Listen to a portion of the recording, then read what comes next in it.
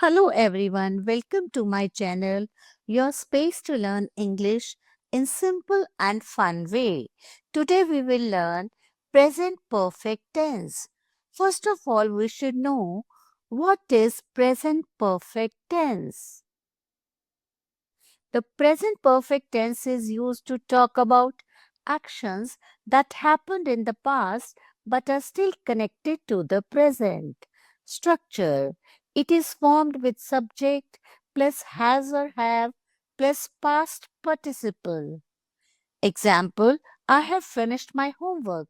This happened before now, but result is important. When to use it? When the time is not specific, the action continues till now, the result matters now. Example, she has visited London. He has lived here for 10 years. I have lost my keys. Things to remember. We use has with he, she, it or singular, have with I, you, we, they or plural. Example, she has gone to the hospital. We have seen that movie. Quick quiz. Choose the correct sentence. She have finished the book. She has finished the book. Yes, you are right. B is the correct one. Thanks for watching.